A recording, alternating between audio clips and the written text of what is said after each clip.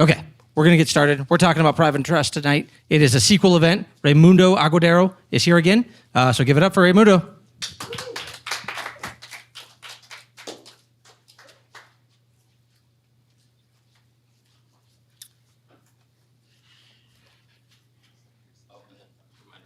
Save questions till the end. It's better for the video. Okay. Darn it.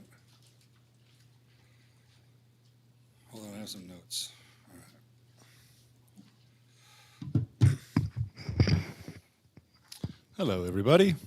I do want to give a quick announcement that should have been in the 30-minute soapbox episode, but Lindsay Lamb and I are starting a new podcast that will be dropping fairly soon, in the next few weeks, maybe the next month. The title of it is Sovereign Space Podcast, and we'll be covering a lot of sovereign issues that are related to the stuff I'm talking about up here, and a lot of sovereign healing, internal health, frequency healing will be a lot of the topics too. So keep your eyes peeled for Sovereign Space Podcast. Anyway, yes, I am Raymundo. I want to tell you a little bit more about me, my background, or where I came from and why I'm doing all this. I grew up here in Colorado, born in Rose Medical Center. Went to high school and college. Got a degree in electrical power systems from the Colorado School of Mines. Got a professional licensure in real estate and engineering. I had several rental properties for quite a while. I was well on my way trying to make as much money as I possibly could in the system. I ran into a divorce. I got divorced and everything went upside down. Everything did. And that's when I started asking a lot of questions and kind of went on a spiritual track. I started finding some meditation and some new modalities to find some peace in my life. And through that, I really kind of got exposed to, or really wanted to focus on the truth, on what was really going on. And I think through my work and my spirituality, it brought me to sovereignty and the hijacking of liberty and what's going on and why things are so wretchedly different than what they're supposed to be, different than what we were taught in school. And I'm sure I'm speaking to the choir here because you guys all know that stuff very well. But along my studies, I learned a lot of stuff. I spoke last week about civil law, or 2 weeks ago about civil law, and that's an important concept to really understand, to fully understand what I'm going to talk about tonight. Tonight is really the response to a system that is not for us. It's not for people. It is a system of dead entities, fake entities that have your name on them, just titles and rules. And the notion of rights and liberty and freedom has been systematically removed to where it is almost impossible to find. And in this system, you operate and function through your legal person, through your name, and it's very important to understand that that thing is a thing, and it is absolutely not you. And what you can do with a private express trust and relationships you can make with your entity will provide definitely a new insight, definitely be able to see it from a new angle, and be able to protect yourself and insulate yourself from a wide range of systems, whether it's government agencies or scam artists or debt collectors or anybody that wants to sell you something. When you are operating fully in a private express trust, you virtually disappear in the commercial world. Your purchases are no longer tracked. Where you spend your money isn't tied to you as a living soul, as somebody, as an individual. It's a trust, which is much more like a corporation. So there is a major separation of extracting yourself and your identity and how you do your business to where it is completely outside of the government system. And your private express trust can own property, it can contract, it can file suits. And there is no government, there is no legislation, there is no entity that can claim control over a trust. And that is something that was actually backed up by the Supreme Court a long time ago, before the legal personhood con was implemented. There is a Supreme Court that flat out say private express trusts are outside of all legislation because of the Constitution, Article 1, Section 10. Article 1, Section 10 of the Constitution says a lot of important things, and one of them says that a state cannot make any rules to interfere with the obligations of contracts. Which means that if any of us engage in some kind of contract where you're going to pay for something and I'm going to do something or who knows what, that relationship and those duties can't be molested by statutes or rules or some kind of government actor. That's a good policy. However, it is something that is fairly easily to circumvent, especially when people don't quite understand what a contract is. We are stuck in a system where we have a lot of presumed contracts. We have a lot of agreements. What's the word? Release of liability type stuff, where there is a single signature to some kind of promise or agreement where you agree to the terms of service. There's only one signature on that document. A contract must have two signatures. There are rules to what a contract is. A contract has to be of sound mind, an exchange of value, and two signatures. If that contract, any of those elements of a contract don't exist, then you have somebody who's being deprived of their liberty. You have somebody that's probably being unnecessarily controlled or tricked into doing something or paying something. And so you can think now of all the different things that you've signed where you're the only one to sign, and some of that stuff may have been used against you or who knows what. But the point of the contract is that that's exactly what a private express trust is, or any trust is a contract. And that's very important and critical to know. That when you create a contract, you're creating your own law, you're creating your own system, you're creating your own jurisdiction in a lot of ways that nobody else can mess with. Nobody else can dictate how the trust is written or what trustee is allowed to do or can't do. There are a few rules on what relationships the trustee might have or who can hold office as a trustee, but other than that, it is your system, your world. Simply taking a template from most or of a trust, executing and signing it, you have a trust. Now, it's difficult because in our life and what we've done now, in order to have an LLC or a corporation or of anything of value, we had to go through some crazy process with the state. We had to get approval. We had to ask permission.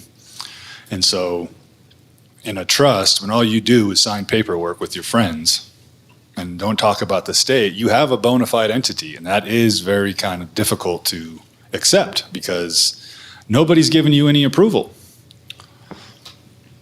You're just doing it. You're just making it happen. And there is so much power in that. And that is exactly what a private express trust will do for you. It is going to give you a whole new platform to see what this system is and how this system really functions, because it's very difficult to see it when you're in it, right? I mean, the Matrix Neo couldn't have really seen the system while he was still Mr. Anderson. I mean, he saw stuff was wrong, things weren't right, didn't work, but he didn't see it until he got on that Nebuchadnezzar ship that was flying around protecting Zion. But the point is that a private express trust is outside of the whole system. It's difficult to see, and when you have enough knowledge and confidence, you can press it and stand up for it and express, the trust interest. And yeah, the civil law, the civil system, they don't really like it. In fact, if you ask them if you can do this, they might tell you, no, you can't do it. But there is no law, there is no paperwork, there is nothing that says you can't. It really comes down to if you're somebody who's going to rely on the system for information and for guidance on how to live your life, or if you're willing to totally take control of it and live the life that you dictate, per the rules you dictate. And when you create your own private express trust, you are a trustee as a living man or a living woman. And that is a contract as a living soul. Something I don't think any of you probably currently have. You may have a lot of contracts and a lot of IDs, but those are in the form of a person. Those are in the form of your all caps name, your legal name, or just your name. I'm going to take your question. Go ahead. Sorry, I'm completely confused. So, can trust, for example, allow me as gray immigrant to become a completely white immigrant? So can trust improve my status as a person? Or can trust help me, for example, to buy a full auto machine gun? Or can trust help me to receive a medical service which is usually not allowed here? I know you're going. I can address that. The answer is yes and no. I mean, it's you got to have a lot of knowledge and be able to see this and see things. But you know, your legal person, your citizenship, the thing that most people claim or use to say I belong here, is fake. It's not an actual certification that you, the living soul, are a citizen of the United States for many reasons. So that if you did move here, if you did immigrate here, and now you got your legal person, you have your social security number, and you have your INS paperwork, you've created a legal person here. You've created an entity that the government and the system likes and the system wants, and now you're part of the system, and you're working the system with that ID.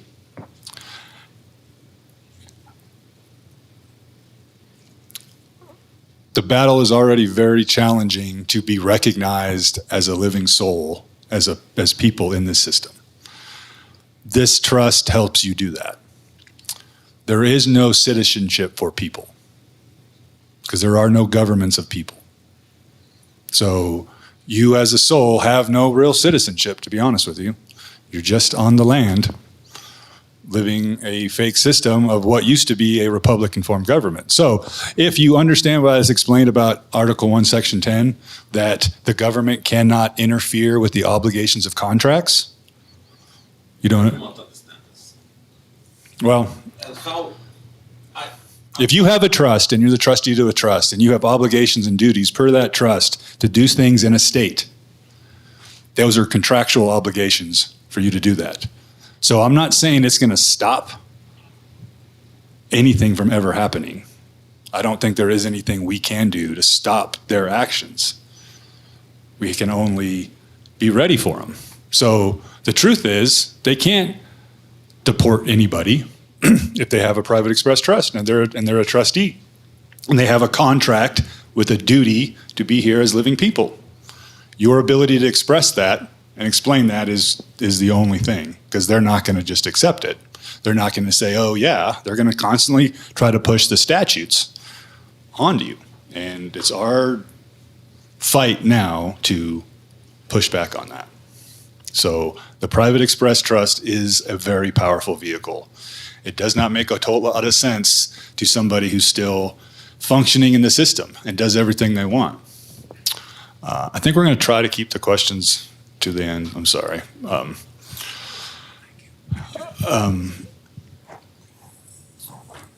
So, you know, to see what it is a contract. There are rules for trust. The trust can't own property. You can buy and sell property. You as a trustee can use the money that's in the trust to pay for your expenses. You can basically do anything you want, as long as you don't break a few simple rules. And those simple rules are the grantor, the one who signs as a grantor, can never ever be a trustee. They can't be a successor trustee or any other part of the function and operation of the trust. Now, there are legal trusts that are different than this private trust, okay? This private express trust is only for people. Okay, so a legal trust, where your person would be a trustee or something, that's a fake world. So they can do all kinds of special, crazy stuff. And even the fact that there is a revocable trust is just proof that it's all kind of just doing whatever you want. Because a revocable trust means that the grantor can put money or some value into the trust and then later take it back. And you can't do that in a private trust or in a contract, right? You can't do a contract, do some work, and then have it when someone, oh, I'm just going to pull all my money out of it and leave somebody stranded. Anyway, that's what a revocable versus irrevocable is. Irrevocable just means the grantor can't get anything back. So a private express trust, always irrevocable. The grantor and the trustee cannot be living together. You cannot be related and share the same roof. The grantor, the beneficiary, and the trustee have to be different people. Trustee can't be a beneficiary. That is popular in legal trusts, but those offices have to be totally different. And the fact is, if the trustee was also the beneficiary, the trust would collapse because there would be no separation of ownership. And that is what a trust does, is it does separate ownership too. A trust is not owned by any party, which makes it totally different than like a corporation. A corporation can be wholly owned by somebody else. A trust is owned by the beneficiary. They are the equitable owner of all the value in the trust. However, they are completely a silent party. They don't need to know anything. They don't do anything. They don't even have to sign anything. Their name just has to be listed as beneficiary on the trust. Whereas the trustee is the exact opposite. They do not own the trust. They're just the legal representative, but they control everything that happens to the trust. They make everything happen. They make all the decisions, they read all the contracts, they sign all the paper, they do it all. And those two roles are a separation of ownership, which is something you really can't even do in the legal system, but they still try to do it. Because the beneficiary is the equitable owner, owns all the real value in the trust, but has no control. Where full control and no equity would be legal ownership, where they get to control and do things, but they aren't the ones that actually own it. So that separation of ownership makes it a unique thing and is part of the reason why it escapes a lot of the commercial and taxation rules, because there is no whole owner, there is a trustee doing a job, and then there is a beneficiary who doesn't make any decisions. So, actually, I think I do want to open up the questions a little bit. If we can get the mic, just to kind of cover the basics of what I covered so far. I see a lot of lost faces, so I want to make sure it's not. I wanted to ask if there's any documented instance of somebody like my friend here trying to stay in the country and using this device and succeeding. I know, I have no idea. I've not seen it before. Okay. But on that point, though, you got to recognize that the legal system is never going to show you anything to get out of it. They're never going to give you a way out. They're going to tell you always you have to follow these rules and be in this system. So to use any of this stuff for your advantage, to make any type of change, is going to take your light. So, just to confirm, is trust only for property, for different kind of property and ownership? Does it cover just this relationship, or? I'm not understanding anything. So, okay, we have problem with rights and we have problems with property. Like somebody can take my property. If I understood you correctly, trust can protect my property, but it cannot give me any rights which was taken by government. Is it correct statement or it's not? If the whole system has taken our rights, so our rights as people are fragile already.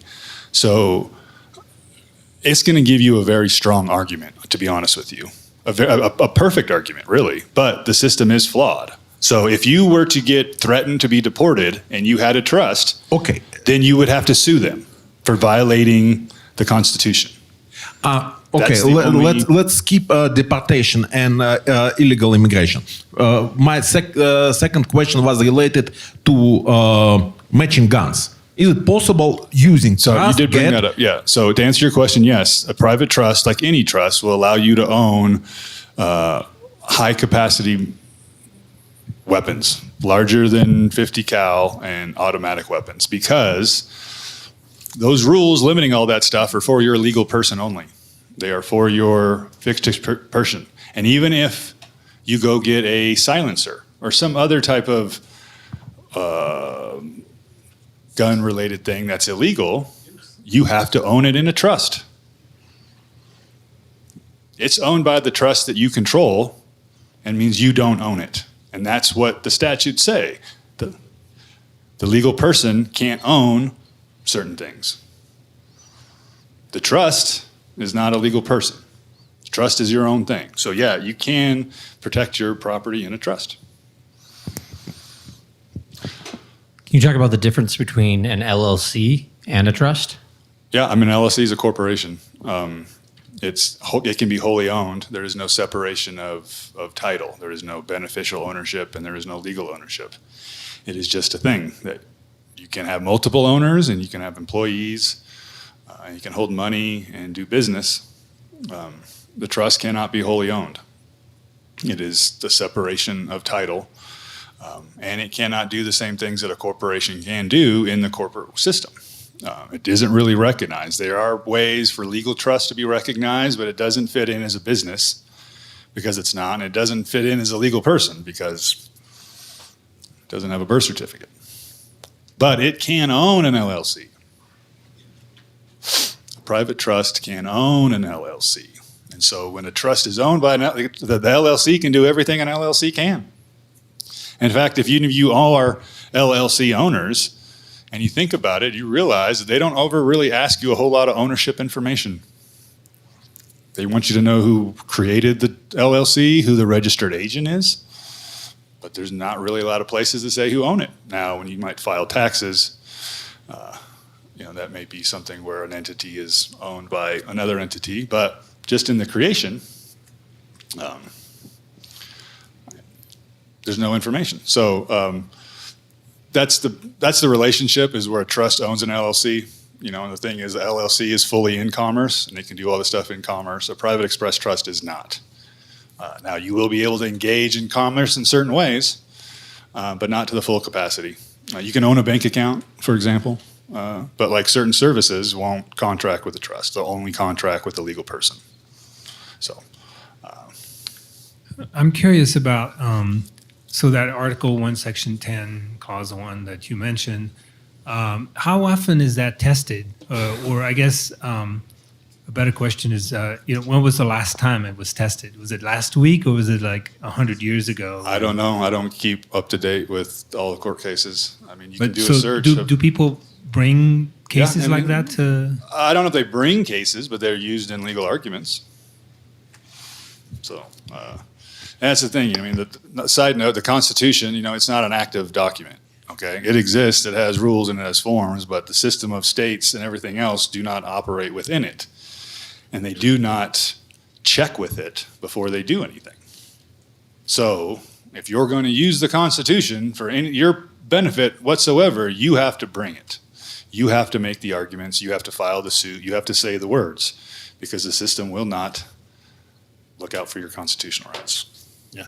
You were kind of talking about this earlier and just kind of confirm this. So if, like, for example, you could have a cattle company that you could put into a trust, but then it's like you would almost have to have like an LLC or something set up to do business with that cattle company. Well, if you already own the cattle company, yeah. it can be owned by a trust. Right. But then to do business, like, it can't operate as a company, though. No, but you can pull the revenue out into your trust. Yeah, that's true. But then it's like, yeah, the LLC, the corporation allows you to do the things. Yeah, because I think you'd still, like, if you're selling that cattle, like, the trust may not be able to sell that cattle. Like, wouldn't you need to, like, a business entity If it depending, it's Yeah. if it's a transaction in the public, absolutely. Yeah. And isn't this also to like set up like trust like a lot is for like families or whatever, like the patriarch dies, has this business, puts it in a trust and makes sure. Yeah. So I mean, the definition, it's you're putting the beneficiary is presumed incompetent.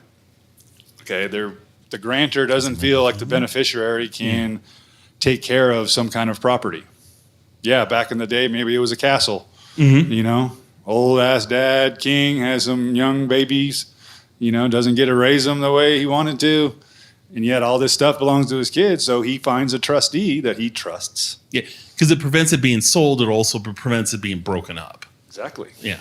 As long as the trustee is competent. Yeah. So, but any more questions about that stuff? I'm going to go into a private security agreement, which will help link a lot of stuff, but it's a whole new type of convo. If there's any trust, pardon me, if there's any trust questions, I guess we can get them at the end. So the link between your legal person, what you've been using, your social security number, your birth certificate, all that, and the private express trust is achieved through what's called a private security agreement. All right. Now, a security agreement is where you give the value of your entity to somebody else so that they will protect it. Like if you got a business that might be going under, but your business is good for other people or other businesses in the neighborhood, they might not want to see you go under or have to sell. They may want your business to keep going the way it is, but it's not being operated very well. So you could execute a security agreement where that smaller business would pledge all the value to the bigger business, and the bigger business would protect it, control it, feed it money if necessary, but all the value and rights of that business now belong to the big guy. And so maybe that big guy gets everything straightened out, everything's fine, and then you undo it, and everybody's happy. So those are two entities can work with each other when one's in trouble and one is very powerful or competent. So your trust, your private trust outside of the entire system can have a security agreement on your name, on your legal name, on your person. And all the value that you either earn through trade, investments, purchases, or employment that you have ever made and that you will ever make are pledged to the trust. That creates a lien where your private trust now has a perfected lien on your name, on your legal person, on everything you know, own, and do, and have ever owned. And if you know anything about a lien, other creditors cannot get paid if their property is liened. So when you set up a private express trust, not only can you move all your property into the trust so it looks like your person or you are broke, you can move all your cash and money, flow it into there, but you can also put a security agreement on it. And it'll be publicly notified to the Secretary of State in a UCC-1 filing, which is a financing statement. And that will show the public that your name, your legal person, your social security number is already pledged to somebody else.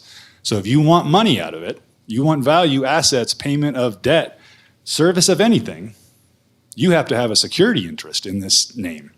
You have to have a contract. And that's how the entire world of money works, is about interests, security interests. Ownership really isn't ownership, it's interest. So you don't actually own your name. It's like you don't own the trust, but you have a perfected security interest in it.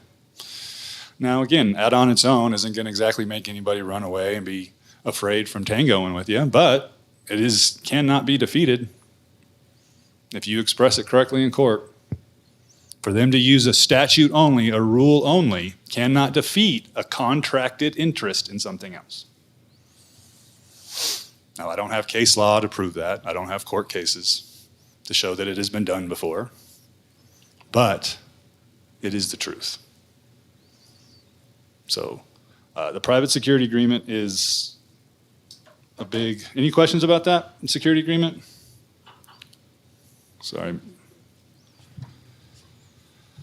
It's something more to add, like Alex Jones and O.J. Simpson and stuff, like have these big civil lawsuits, but it's like before they know they're going to lose, so they put their stuff in a trust, And then when they lose, they're like, "Oh, I don't have any money." Well, no, that's exactly So one of my example. first. I help people with trust. That's what aguadiero.net does, is allow you to not only create your own trust, but contract with me to get one created and help get set up in the private. But one of my very first clients was somebody who had separated from their spouse. And they had not gone through the courts. They just separated their stuff, moved away. Everything was fine. Well, a year later, the other partner filed a divorce to get half of the rest of their stuff, because the agreement of this first separation was not documented. It was just done. And so the lawsuit or the divorce proceedings would have technically split half of what they had left. We created a trust, moved all their money into the trust after the lawsuit was filed, but before the mediation. They went to mediation. He told his lawyer what he did. Lawyer told her lawyer what he did. And her lawyer told her client that she better settle, because now she's at risk of losing her stuff.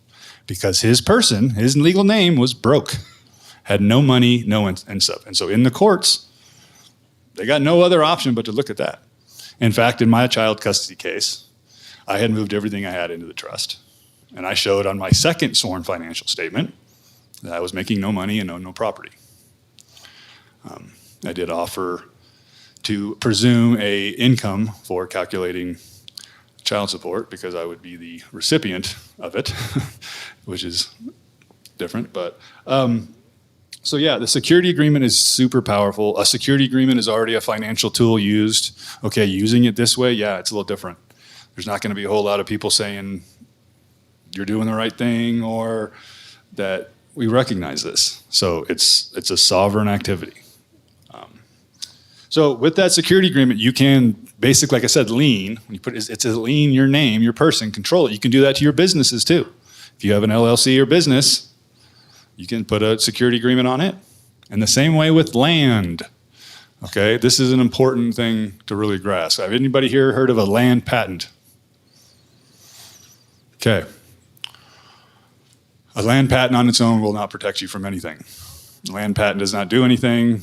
The legal system, civil courts do not recognize land patents. They don't recognize land. They only recognize real estate. They do recognize security interest. They do recognize controlling interest. So if you have property you want to protect from with a private express trust in the private, insulate it from the legal system, you have to establish a land patent, which is nothing more than a claim that I'm living here and using this property. And that if anybody else has a claim, they've got 30 days or 60 days to correct it with me. And you got to put that as a public notification, either the newspaper or the internet. And you have to basically account for all the different owners or occupiers of that land since it was deeded to the state. And so there's a chain of title, which you have to show that. And so there's records for when it was still lawful land. And then there's new records for when it got converted over to the legal system and was sold as real estate. But you have to establish that. But once you establish your land patent, then you're basically saying this is my claim to this land, my lawful claim to this land. But again, the legal system will not recognize you as a living soul saying you own the land patent. They don't see it. It's just not in their jurisdiction. So if you have your trust and you have a land patent, you are the controller of that land as a living soul, you can execute a security agreement where you lien that land from your trust. And now that land has a lien on it. It has a legal interest associated in it. And nobody else has a higher claim. All they have is their statutes. So if you can understand the statutes and understand equity and the private express trust, security interests, you've got a winning argument in court if you can make it. All right, got a couple other things I think I need to cover. So one thing that's really important to me, why I stand very firm in a private express trust, is that I created it. I, as a living man, created it. Everything that has to do with it goes through me as a living soul. When you're still using your legal person, you cannot say that. You are playing the character of a system, and you are living that system. Even though you get what you want in your system, It is authentically of you. It is a commercial thing. It is of commerce and for commerce. It does not have any connection to the living. It does not have any connection to God. But when you operate and live in your soul as a living man or a living woman, then you are living in the capacity that God created for you. Now, to combat this system that we cannot defeat right now, the best thing we can do is take ourselves out of it. Live in our full potential as sovereign beings and in an entity that is uncontrollable. So that's all I got. Any questions? More questions? Let's get the mic. The mic man's. Josh got. I don't know if it's a question, really, as a statement, but I would say that the security agreement was a very powerful tool in a case that I had, a divorce case that I had. And I was a little shocked to see, because I'm flying on faith here. I'm a friend of Ray's, and I'm just trusting that I'm going to do the best I can. And this shook things up quite a bit. And it had a fancy attorney on his heels. And pretty surprising how it turned out, because not only that, but I will say, I don't know if it's okay to have a testimony here, but the private express trust could not be penetrated in court during the disclosure process, and I stood my ground. And I was on the stand and grilled by this attorney. How much money is that? I'm not here on the behalf of the trust to speak for the trust. How much money is in that? Is it $1 million or $500? This kind of thing. And kind of went back and forth. And I told him again, it was like something, just a line after line. I'm not here on behalf of the trust to speak for the trust. And he kept drilling me. And then he looks to the judge and says, Your Honor, he has to disclose. And she says, actually, he doesn't. And so it stood up in court for me personally, under the guidance here that Ray is talking about with the Private Express Trust, which it was kind of a joke because I had a whopping $500 in the trust, but it worked was the thing, and I was really shocked to see how it did work. So I can tell you guys, I know it's a little scary to do that, but it did work.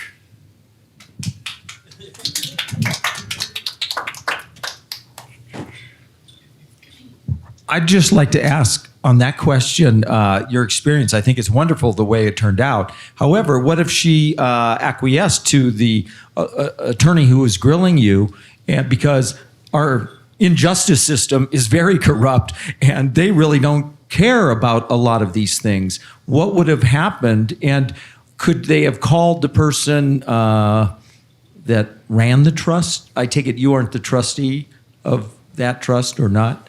So can you answer that? Well, I don't know if Ted would have been prepared or to speak on it, but the reality is that, again, you as a man or a woman are the trustee. That court can't have any jurisdiction over you. They have jurisdiction over the person, the legal person. They don't have jurisdiction over you. So you can show with your paperwork that the legal person is not party to this trust. And the security agreement actually helps that. The security agreement shows what the relationship is to the trust. You say, sir, or your honor, the trust has secured the interest of a entity known as the legal person. It can't be the trustee too. Property can't be a trustee. But that's something that flows out real easy on the court stage. Can you go back over the whole land patent and who owns the land patent and who is the trustee holding, etc.?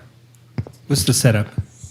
So the land patent, all right, you got to kind of go back in time a little bit and remember that, like, when states were created, they weren't purchased for anybody. All right, now the state may have sold land to generate revenue or whatnot, but land was often just granted. It was just given to people. It was given to the railroads. They own more lawful land in America than I think anybody else. In fact, their ownership of their railroads take precedent over any state law. Any state statute can't mess with the railroads. Anyway,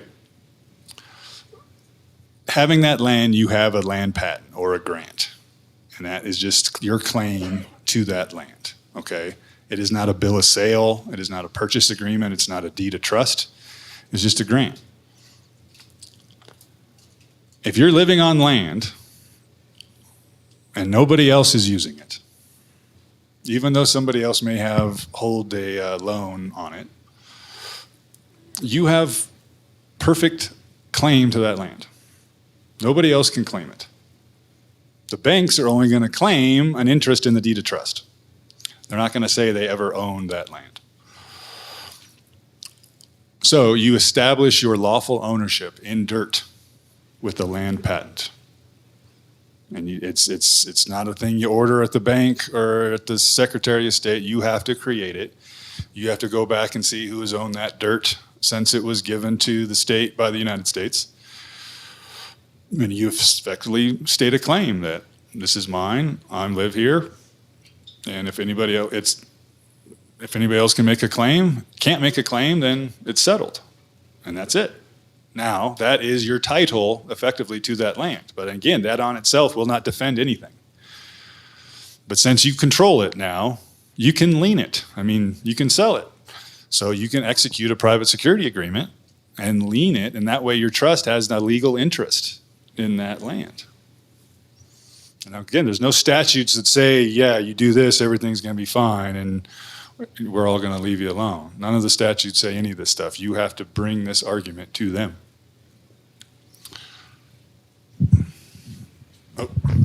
Sorry, let's consider example.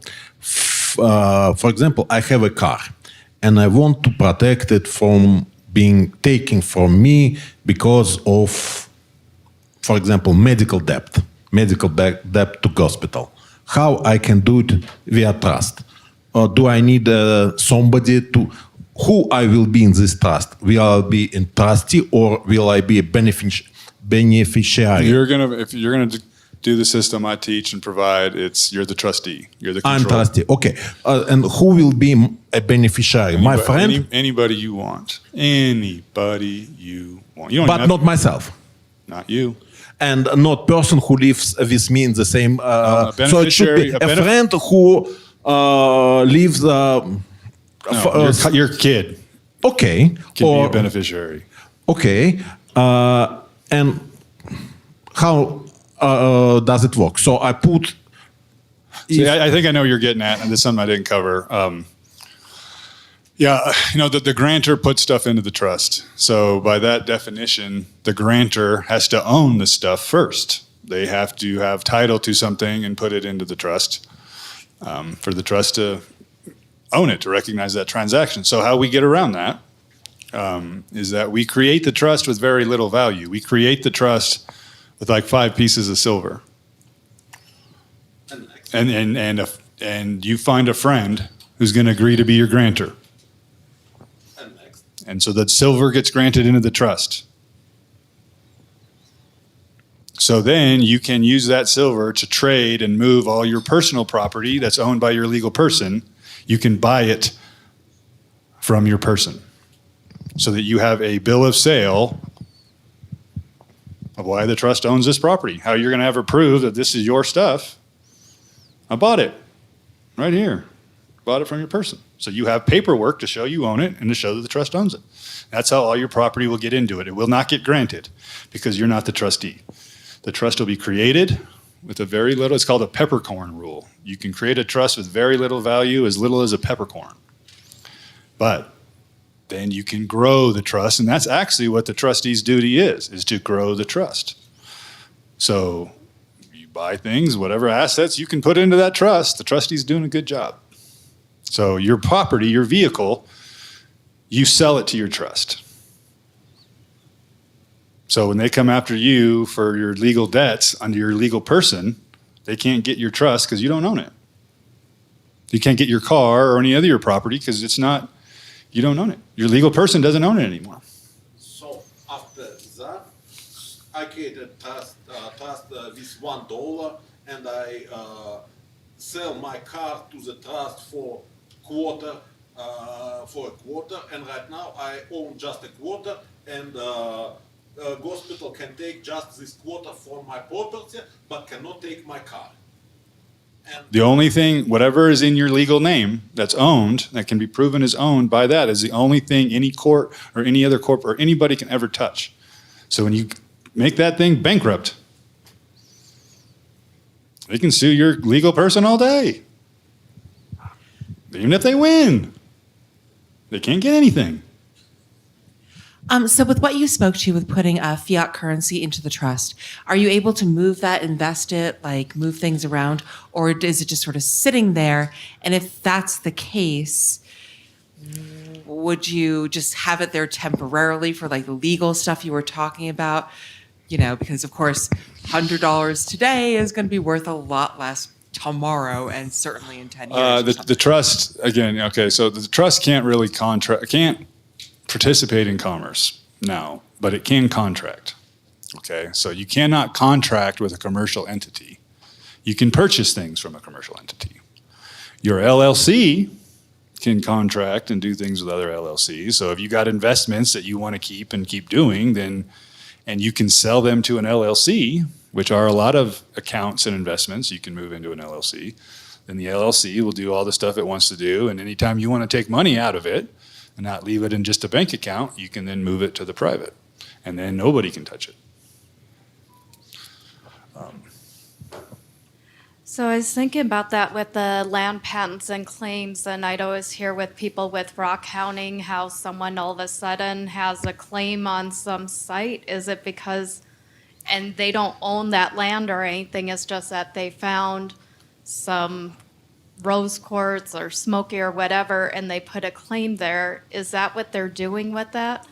Because I thought that is a perfect example of how easy it is that people are able to have claims in. There's like the Colorado 8. I don't know if you guys heard of that story. There was a lot of people that put liens on judges, put UCC1 filings like this on judges, legal persons, and they would spend a lot of time in jail. Now, that should tell you one thing. These liens are really important. They matter. I mean, if they're no big deal, those judges would have said, who gives a shit, and ignored it. But you're making a claim. So if you have a business, hypothetically, that you're not the owner of, but maybe you did all the work, maybe you built all the labor, and you never got compensated for it, you can lien that business. You say, I got $50,000 of my sweat and labor in that thing. I got equity in this thing. It's what it is. You're establishing your equitable interest in another entity. That's all the UCCs are, or the security agreement is. So I do want to touch on lawful money. Okay, that's one thing I didn't bring up yet about the trust. Lawful money is a whole new brain-bending understanding. But in order to understand all lawful money, you got to understand that what we have right now is fiat. It's not real. It's just per the state statutes, okay? Corporations, your legal person, everybody else always uses the fiat. Your person is a thing of the rules, okay? It's a creation of the statutes. So it is always legal. It is always fiction. It can't really own anything equitable, right? The storybook character cannot actually own the set of a movie or anything in it. They're just the character. But lawful money is what backs up all the fiat, okay? 12 U.S.C. 411, banking statute, says that Federal Reserve notes can be redeemed for lawful money upon demand at any bank. And the word redeem explains it all. The word redeem means to bring back. So if you're redeeming Federal Reserve notes for lawful money, that means you're bringing the money back from the fake world of fiat to the lawful world. And lawful money is not silver. It can be silver. It is not gold. It is not always a hard asset.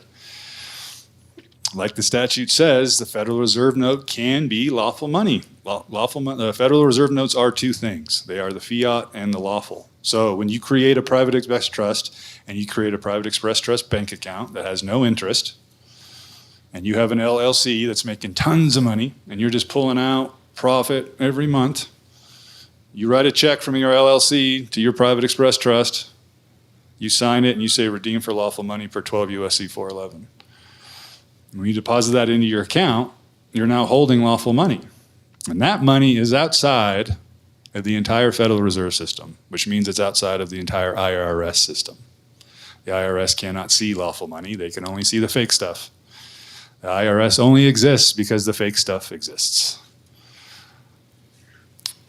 So to protect yourself from ever paying the IRS ever again, whether you make money through an LLC or you make money through your person, to set up a private express trust, have a security agreement, take all your money and deposit as much as you can into a private express trust, endorse it for lawful money, 12 U.S.C. 411, write a letter to the IRS saying, I am not using the Federal Reserve note system anymore. I redeem everything for lawful money, which I would have since the day I've turned 18, if you guys would have told me the truth. That is your notice to them that you're not participating anymore. You got to hold on to that and remember that. Send it certified and remember the certified number. So the next time they send you any type of communication, you simply reply and say, I told you already, I'm not using your Federal Reserve System. Please leave me alone. And you may send photocopies of your deposited checks that show you actually deposited money for lawful money, for checks for lawful money. And nobody's ever heard from the IRS after that. So the Private Express Trust helps that. Now, you can make an argument, your legal person could still do it. You can make a lot of these arguments through your legal person, but it is much, much more difficult. And having a Private Express Trust truly gives you a home base on the land after you've been living at sea your whole life in commerce. So lawful money is a big deal. I think that was a great segue into the question I have. One of the things I will point out, though, is these words, redeemed. We all know what that means, but they don't necessarily abide by it, just like will not be infringed is constantly being infringed. So they kind of manipulate. But the question I had, and maybe it's more simplistic because I'm not understanding all this like the rest of the people, but think about someone who's working a day-to-day job and you want to maybe put that money into the trust. Okay, you're the trustee that's kind of like doing slave wage, and you kind of like want to dump it into the trust to kind of hide your income, if you will, because you can, I guess, extract money from the trust to kind of like buy your groceries. So just maybe explain that, since it's not clear to me. So again, as the Private Express Trust, the trustee is not your person. It's you as a man. Okay, so any money you make is not as a man. It's as a legal person. It's as your name. It's as your social security number. So when you have the security agreement on your person, all the value is already pledged to your trust. If you're still working as an employee, you can move all that money into your trust and not have taxes taken out, and it's perfectly legit. Does that answer your question? Sort of. And the other thing to recognize is that you don't have to pay the trustee. Okay, you can pay the trustee. You can't. Aren't you the trustee? Right. Yeah. But I can also buy everything I need from the trust. Correct. Okay. But if you're working at a slave wage job and you have this money and it's like, I want to like put that into the trust to protect it, maybe say from the IRS or what have you. How do you do that? Because yes, you may be getting paid because of you're the person, not the man, and you have your Social Security. You know, there's this nuance that probably only I am missing on this, and just trying to understand. I'm not sure to kind of answer, it's not so much. That's all correct, where it's like, oh, I could just set this up. Why would I pay W-2? Because like the way corporations are set up, they limit like how many independent contractors, and depending how big and things, it's like they can't. So like a lot of companies, like if you came in like, oh, I want to set that, they wouldn't hire you. Like kind of. Well, you don't use your trust to get hired. You still get hired through your legal person. I know there's a big thing that went around for a while called an 8W Ben. Yeah. Which was to effectively get hired through your trust where you're the beneficiary. Because even then you wouldn't even have to go, was it 1080 or 10? I can't remember what form. Is like, you basically set up yourself as a corp. But if you went to a company, like they're like, oh, we're not. I can vouch for that. I got a job offer. Yeah. It was a bad time. But I had a great job offer right up my alley. I was super excited about it, but I wasn't going to, at the time, I didn't have full knowledge. I didn't want to contract as my legal person. I had my trust. So I did the beneficiary stuff, got it all set up with the IRS, and I told them that, hey, this is heads up. When I file this higher paperwork you give me, I'm going to do it this way. They took my offer away. So, but the lesson there is you don't have to do any of that shit. Yeah. Just get hired like you normally do. Use your legal person and just don't let them take out taxes. Right exempt, right in. But they get tax. There's Yeah. reasons why the businesses do that, because they do get tax breaks because of doing that. Exactly. Yeah, when they take money out of your paycheck, that's operating income for the business. So they don't want you to keep all your money. No business would admit to this, but I do think a lot of businesses invest that money because they only have to pay it quarterly. Yeah. So they take your money, make interest on it, and then And excuse me, your question in real life. So I have a private express trust. I'm a yoga teacher. I have been self-employed except for this job that I contract with a studio that is a corporation. They will not pay my business.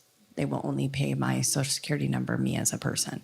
So my direct deposit goes into my trust account. So that's how you circumvent that, or in real life practice. do your best. Yeah. So to follow up on that, how easy is it to create a bank account under your trust? Because I did create a bank account for my nonprofit, and that was a nightmare. Like they had no idea what to do just for that, and that's probably much more standard than creating a bank account as part of a trust. Well, the reality is every bank opened, they are a trust. They hold trusts. They're in the business of being trustees for rich people's trusts. I mean, that's a lot of the big ones. They know a lot about trusts. Now, the consumer level, your local small banks, they're not expecting you to have a trust. However, I have not found a bank yet that said they don't do accounts for trusts. They will say they don't do business trusts, accounts for business trusts, and also some of them will say they don't do personal trusts either, which unfortunately the Private Express Trust doesn't fall into any of those categories. But you can get a trust bank account open, and it really has several factors. You know, your confidence, if you have all your stuff in line, if they're not complete jerks, you know. But the reality is, you know, these banks, these corporations, they like messing with you, making it look like it's legit. So when you have a trust, you know, and it's private, nobody should know and should ever see it. Nobody has any obligation to see what your trust says. The banks will say they need to see it. They don't need to see it. You give them a banking affidavit, which gives them all the information they really need. If they want to be jerks, they're going to keep pushing it and they won't open an account for you. Ain't nothing I can do about it. Nothing you can do about it. They're not going to want to open any account. There's lots of banks out there. When I tell people to do this, I tell them to go open 3 accounts at 3 different banks. Somebody's going to screw with you. Somebody's going to drag their feet and not do it. But all you need is one. So, yeah, it's an issue. It's an effort, but no way around it. 2 more questions. I can just say that my experience opening up a bank account was pretty simple. Yeah. I had the packet in hand with everything lined out. And actually, the response I got from the branch manager at a credit union was she'd never seen a trust this easy to open because the documents were really well organized and tabs. And when I walked in, walked out an hour later and had a bank account. Simple. I mean, it's a total roll of the dice. Some banks are cool, some banks aren't. Honestly, Wells Fargo, I used to speak bad about them, saying don't use it. They've been super good. So, Coors Credit Union, I know, small local bank. I had to sue them. I have a lawsuit against them right now. But it is what it is. Okay, I have the last question. So 2 parts. So one, is this a way to get around, it sounds like it is, paying taxes? I've heard of a lot of people, you know, they own their home, and instead of selling it, they sell the trust, and then that way they can get around paying the taxes. And then 2, can you put something you don't fully own into a trust, like say your house, which is under a mortgage? How would you deal with that? Well, I mean, is your mortgage? Well, your mortgage, that's different. That's different. That's a debt. That's this other thing. Your deed of trust is the thing. If you were going to sell your house to your trust, you would execute a quitclaim deed. And that would be the evidence that somebody else owns it. And you would file that with the county, and you go back in the county records, and it's going to say this new entity owns this property. But can you do that if you don't fully own the house? Because you're okay. It's the same. I mean, if it's titled by two people, one person can't sell it. So. Okay, but if you did own it, you can sell the trust and you can avoid taxes. Well, I mean, property taxes. I would assume, yes. Okay, so I mean, property taxes are probably the hardest thing to really get around. There's a couple ways. Suing them for deprivation of rights is one. The other thing you can do with the trust and the private, there's a whole nother element. So you got to say with the trust, the private express trust is like your first little footing into the private. It's just to get kind of comfortable out there. But once you get over here, it opens up to so many things you can do. Tons of stuff. Like you can insure your own vehicles just by putting $25,000 into a private trust. If you got that kind of money, and then you're self-insured and you don't have to worry about the laws on having insurance. But you can also create what's called as a private trust web. And this is a web to keep all those creepy, crawly commercial people off of your stuff. So if you sell your property, your home, to your private express trust, and you execute a quitclaim deed, the county records are going to show the transaction and that the trust owns the property. Since that was legally registered or whatever, you have to file that with the county. You can then, from your trust, sell it to another trust, totally in the private.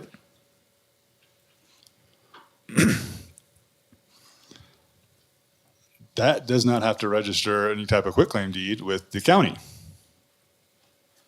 And you can then sell that property to another private express trust that literally nobody on the planet would even know exists.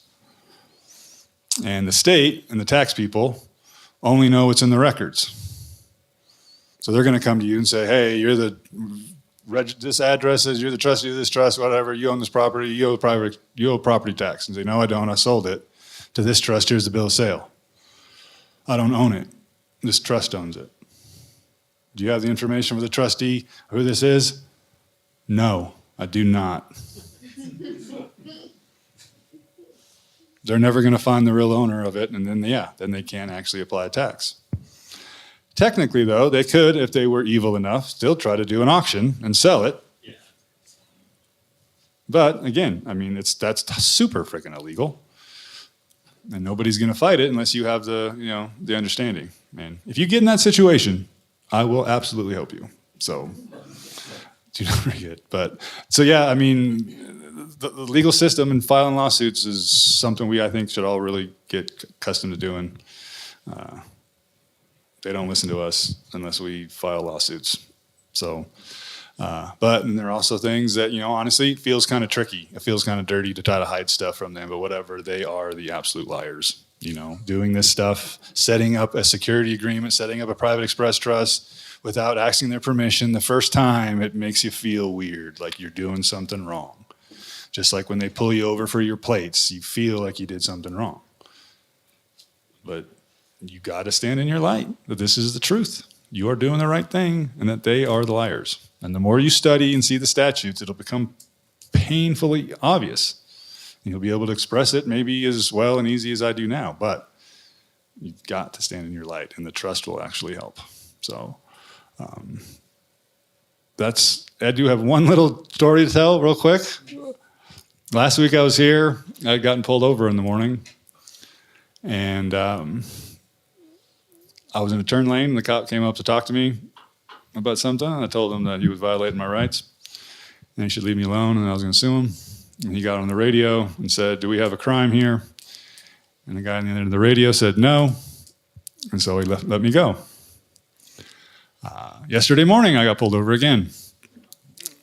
This time, I did not pull over. I continued on to where I was going, which was work. So he put his lights on, put the siren on for a little bit. People in front of me got out of the way.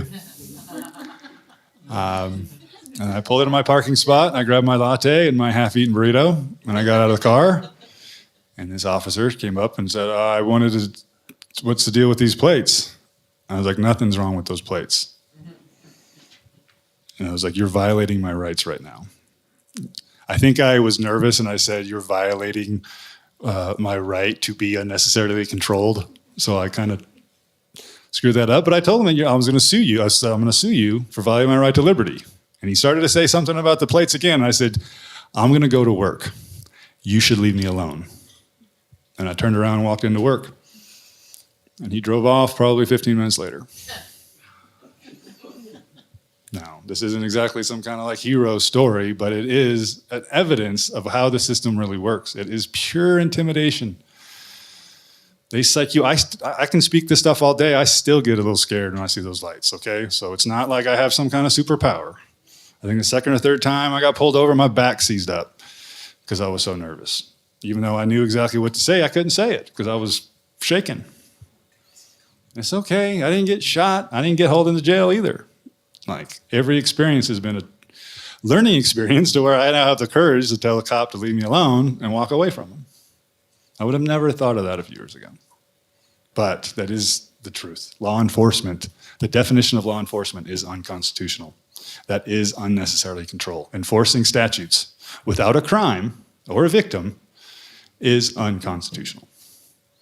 So putting plates on your car and stickers or broken taillights or turning on a red arrow is all unnecessarily control. It's all unconstitutional.